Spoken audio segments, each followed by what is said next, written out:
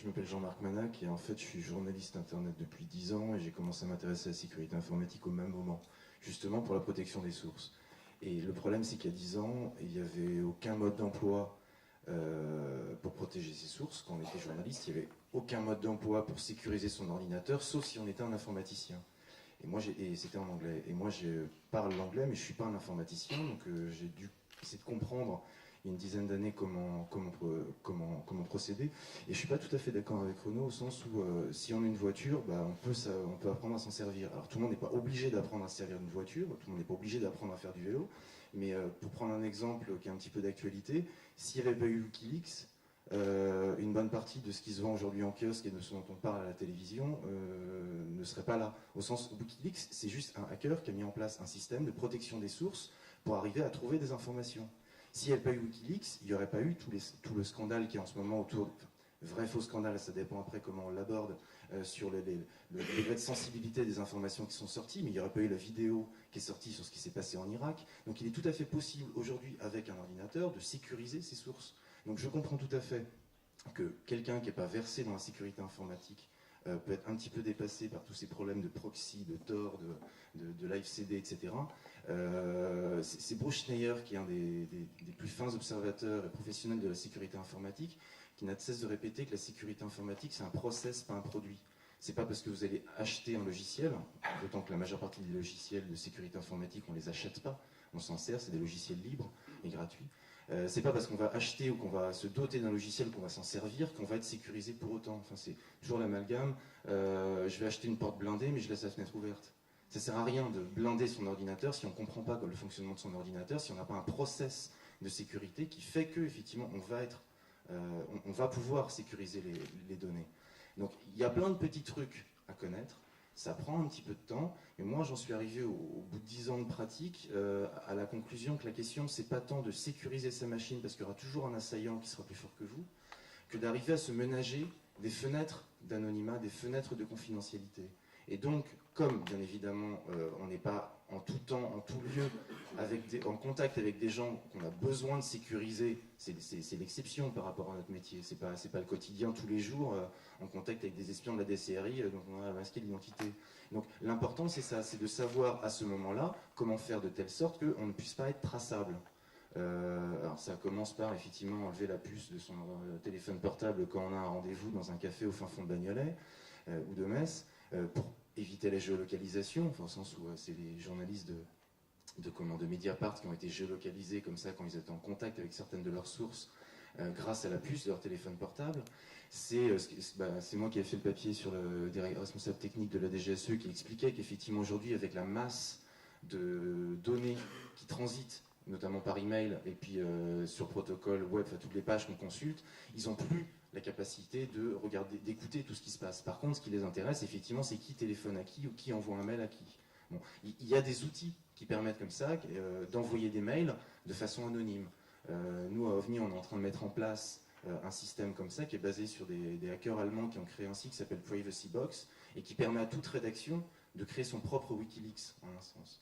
Ce qui est très intéressant pour moi, c'est que donc ça fait 10 ans que je m'intéresse à cette question. Ça fait pas mal d'années qu'il y a des journalistes sur Internet qui savent que je m'intéresse à cette question. C'était l'année dernière, il y a quelques mois, que j'ai sorti des modes d'emploi sur comment protéger ses sources, comment fabriquer son propre Wikileaks. J'ai eu 0 demande d'aucune rédaction en France pour venir leur expliquer comment mettre ça en place. Le problème, c'est ce que tu disais tout à l'heure, c'est que c'est pas que les journalistes sont nuls, c'est que non seulement ils sont nuls, mais ils ont envie de le rester. C'est ça le problème, c'est que je comprends tout à fait ta réaction en disant que bah oui, moi je vais continuer à utiliser les méthodes classiques pour effectivement protéger mes sources, mais à partir du moment où on peut aussi le faire avec un ordinateur, pourquoi s'en priver? Pourquoi se priver de ça? Et le truc il est là, c'est que il y a un défaut de prise de conscience parce qu'on considère que c'est des choses qui sont réservées aux informaticiens, aux professionnels de la sécurité informatique, ce qui n'est pas faux. La sécurité informatique, c'est un métier. Donc de même que c'est un process, c'est un métier. On ne peut pas s'improviser du jour au lendemain hacker et encore moins quelqu'un qui peut se prémunir des hackers. Par contre, il y a des trucs relativement simples qui permettent d'avoir ces fenêtres-là.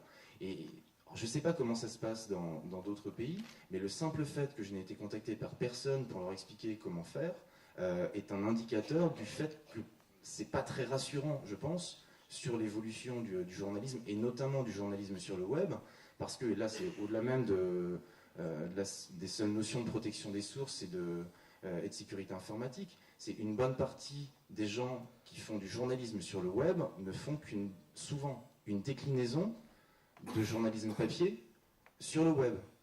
Nous, c'est ce qu'on essaye de faire à OVNI. On essaye vraiment de faire du journalisme augmenté, d'expérimenter pas mal de choses qu'on peut faire avec Internet pour vraiment faire du journalisme appliqué au web et à l'Internet, et pas seulement que ce soit une déclinaison. Et je pense que par rapport à toutes les... J'étais pas là hier, donc je ne sais pas exactement où vous en êtes arrivé de la réflexion, mais je pense qu'il y a une véritable remise en question que doivent avoir les professionnels de l'information et les journalistes sur le net pour faire de telle sorte que le service informatique, ce ne soit pas seulement justement ceux qui sont au fond du couloir là-bas à résoudre les problèmes de connexion, à venir changer la souris ou installer une mise à jour de sécurité ou un nouveau logiciel, etc. Mais faire de telle sorte qu'on travaille avec eux. En télévision, il y a le réalisateur qui travaille avec un journaliste, qui travaille avec un cadreur, qui travaille avec un monteur, qui travaille avec un chef-op, avec un preneur de son. Ils travaillent ensemble. J'ai l'impression que dans le journalisme web, il y a les informaticiens, les ingénieurs informaticiens qui sont là-bas tout au fond, qui font l'informatique, et puis il y a les journalistes qui, eux, c'est le métier noble, ils écrivent. Non, on a énormément à apprendre des gens dont le métier est de faire de l'informatique, et notamment, effectivement, protéger ses sources. Et c'est pas seulement les journalistes, hein, cela dit, c'est un devoir professionnel pour les avocats, pour les médecins, pour les dentistes, pour les prêtres, pour les flics, enfin c'est... bon. Alors, juste un dernier point après, c'est sur la notion de parano. En fait, donc, comment je m'intéressais à ces questions-là, j'étais régulièrement brocardé en disant « Ouais, Jean-Marc, bon, t'es un peu parano quand même ». L'actualité ces derniers temps montre que c'est pas tout à fait... Non, c'est pas une question de paranoïa, c'est une question de déontologie et de métier. Enfin, quand on voit des journalistes qui se font effectivement géolocaliser, auxquels on accède aux fadettes, donc les factures détaillées, les vols d'ordinateurs, et ça, c'est uniquement des choses qui sont sorties dans la presse. Bon. J'avais discuté avec des gens qui travaillent pour les services de renseignement qui disaient non, nous on n'est pas parano, la parano c'est notre métier. On doit être prudent, on doit protéger nos sources, tout simplement. Bon, ben voilà. Donc c'est pas une question de paranoïa de maladie, c'est une question, je prends souvent l'analogie de la ceinture de sécurité. Les premières voitures, ça date de la fin du 19e, il a fallu attendre les années 70 pour que ça devienne obligatoire, la ceinture de sécurité. Je ne sais pas combien de vies auraient été épargnées si la ceinture de sécurité avait été obligatoire dès la fin du 19e siècle, mais je pense que ça se compte en milliers, voire en dizaines de milliers très facilement. Bon, je ne sais pas combien de temps on va devoir attendre pour que des process de sécurité informatique soient natifs, by design comme on dit. Je vais prendre quelques exemples.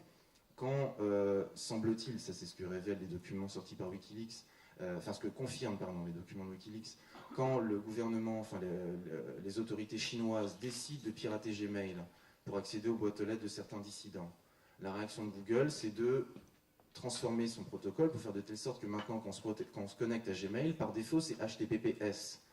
Donc ça veut dire que c'est sécurisé et que tout ce qui transite entre votre ordinateur et les serveurs de Gmail sont chiffrés. On est en 2010. Le web, les premiers fournisseurs d'accès à Internet en France, je crois que ça date de fin 94, 1995. Il a fallu attendre 2007, je crois, pour qu'il y ait un portail qui s'appelle sécuritéinformatique.gouv.fr.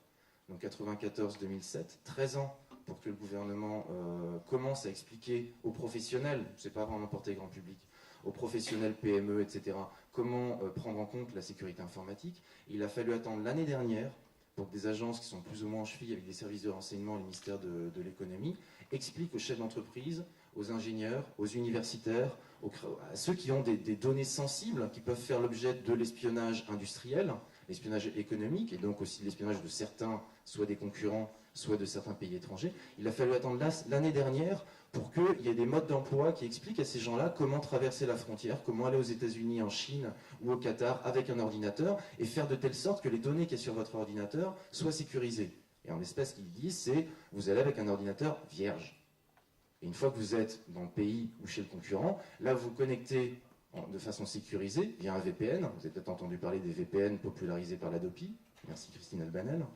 Au moins, c'est une des grandes victoires de l'Adopi, c'est qu'au moins, il y a plein de gens maintenant, ils savent ce que c'est qu'un VPN. Ce n'était pas du tout ce que voulait Albanel, ni Mitterrand, ni etc., ni Sarkozy. Mais au moins, les gens commençaient maintenant à s'intéresser à l'anonymat sur Internet et à la sécurité informatique. Moi, je suis pour l'Adopi là-dessus. Et donc, à contrario, depuis la fin des années 90, il y a un site qui est le site de la CNIL, qui est donc la Commission nationale informatique et liberté, qui est censé protéger les citoyens les libertés et la vie privée des citoyens, bah, depuis les années 90, ils expliquent comment on espionnait sur Internet.